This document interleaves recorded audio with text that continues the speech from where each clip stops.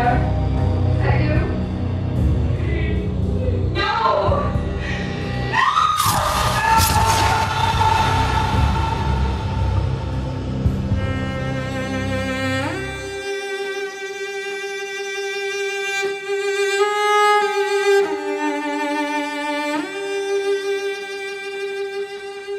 The curious story regarding the Shadow Temple. In actuality, a lot of weird things happened to me as a child when playing this level in Ocarina of Time. This Zelda video in particular is going to be quite different than the ones that came before. Remember in last week's episode where I discussed about my experiences regarding the Shadow Temple in Ocarina of Time? Well, there's actually more to that story. I may have shared bits of the story in the podcast. Well, before I go on with this video's topic, I really want to apologize for the lack of really enthralling Zelda information. Truth be told, there really isn't that much information to go on. However, that doesn't mean there won't be any new Zelda videos. In fact, I have a bit of a channel update around the end of this video. However, I will discuss news in this video series that is a constant. But I have been getting comments and messages from people who want to know more about my creepy childhood experiences with Ocarina of Time. So, alright, today I will tell you the enigmatic story regarding the Shadow Temple.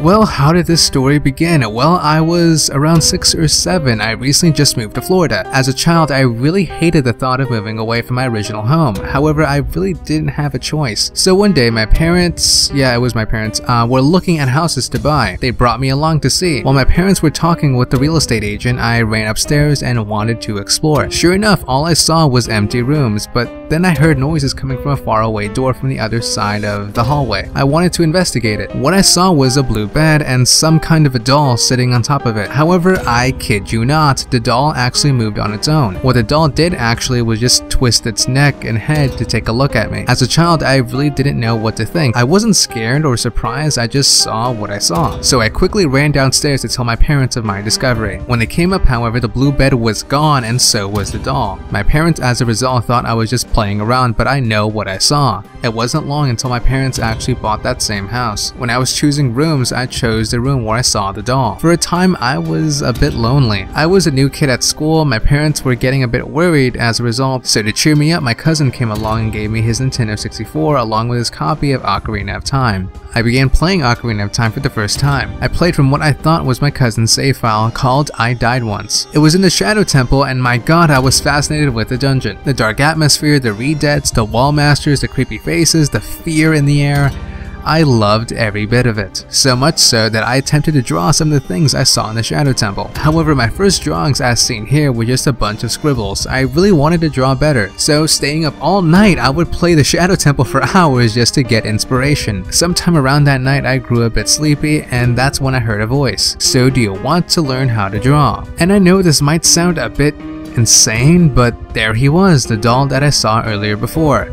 The doll walked closer to me and took my crayons and threw them across the room. "Use this pen," he said. The doll, from what I remembered, looked a lot like a doll version of Abraham Lincoln or Rasputin or something like that. The doll had dark hair and had a beard that extended to the floor. He must have been at least a foot tall, I want to say. Then we stood up and he taught me how to draw. Since then, I drew these really elaborate drawings that, looking back, I wondered, how did a 7-year-old draw this? Anyways, when morning was approaching, the doll said, "I'll teach you more tomorrow night." Then I must have fallen asleep. When I woke up, my mother was yelling at me for making a mess in my room. Crayon markings were on the wall and I was covered in weird drawings. She didn't really notice the drawings at that time since it was a school day and I was late. That school day was a bit of a blur. I was incredibly sleepy and eventually my teacher sent me home. My mom was furious and she scolded me. In her anger, she looked through my room and sure enough, she saw all of my creepy drawings. My mom went nuclear as soon as she uncovered this. I come from a really religious family, so as soon as she discovered all of my cryptic drawings, she just lost it. In fact, my mother took me to an exorcist because she thought I was possessed or something. Needless to say, it wasn't the best experience to go through as a child. When I came back home, my mother got rid of all my drawings and took away my Nintendo 64. However, I didn't really care. All I wanted was to get some sleep, so I slept through the day. Then I woke up around 3 or something around that time frame. I felt there was something touching me. I turned and there he was, the doll. This is where I was starting to get a bit creeped out. I began asking the doll questions. Who are you? What's your name? Why are you here? However, the doll replied, from what I think I remembered, I am the void, I don't have a name, and you need me. The doll began talking, saying that I wasn't a brave boy, but actually liked scarier things. At that point, he opened the window and said, "I come from a faraway place. You can join me if you jump out of the window." The doll began taunting me, saying, "Please jump, I will show you so many new things." At that moment, I started to feel really anxious, like I wanted to jump out of the window and see what would happen. Then a really, what's the word I'm thinking of? Interesting happened. I just started laughing and smiling for some reason. Then I said, "Okay, I'll jump out." So I walked quickly to the window and stood inside the window frame. The doll really grew happy as a result. "Yes, yes," he yelled out. Then at that moment when I was about to jump out, my mother came in and screamed at the sight of me about to jump out of the window. She immediately held me and asked me what was I doing. "It was a doll," I said, but sure enough the doll just wasn't there anymore. That was the last time I saw the doll. I'm not sure if the doll was real in all honesty. Every time it appeared I was always sleepy. But ironically enough, I did some digging on that house and found out that previous owners had a son who went missing. I looked back and wondered, what if I jumped out of the window that day? However, one good thing did come out of this whole endeavor. The doll did teach me the beginnings on how to draw, so that is something, I guess.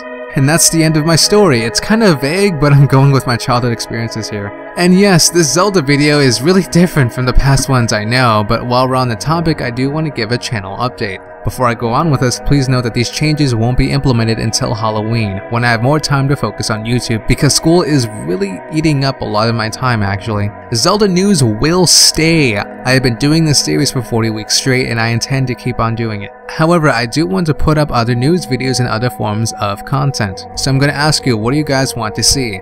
Potential news series are a Mario Wii U news series. I grew up on Mario games, so doing a new series about the true next-gen Mario game would be fun. Another potential news series is a Star Fox Wii U news series. The Star Fox series is really underrated, so it would be nice to cover a game that deserves more attention. Next one up is a Fire Emblem news series. I for one love the Fire Emblem series and I would love to cover this topic. The other potential series is an Animal Crossing Wii U news series. I recently got into Animal Crossing and I really enjoy it. I also noticed that there is a big following for this series and I have considered making a series of some kind behind it. And the last two news series are a return to a Fallout 4 news and Star Wars Battlefront 3 news series. I know these topics may seem out of place from the other news series, but I do enjoy talking about these topics. Decide which ones you would like to see in the comments section. I will probably pick around 2 or 3 topics based on some of the decisions you guys will leave in the comments. In terms of other types of videos, I do have other projects under development. One is a Gary's Mod series featuring Nintendo characters called Waluigi's Gay Adventure. The title is not set in stone, but the series stars Waluigi, Boshi, Kirby, and Heavy from Team Fortress 2 as they try to survive in the zombie apocalypse.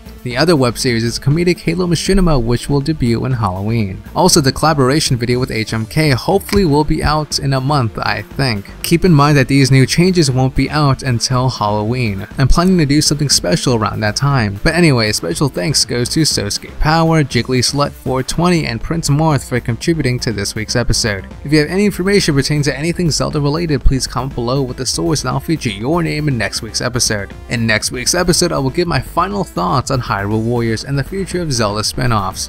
Please like, comment, and subscribe if you're new. Till then, this is the video of the day. Hey, that's pretty neat. That's cool. Alright, good. That's enough. What? Oh, you gotta be kidding me. No! Enough is enough! I'm all about, third parties and all, but this is just too fucking much. I can't take it anymore. No, fuck you guys. I'm not gonna take it anymore. Had it! Enough of this shit.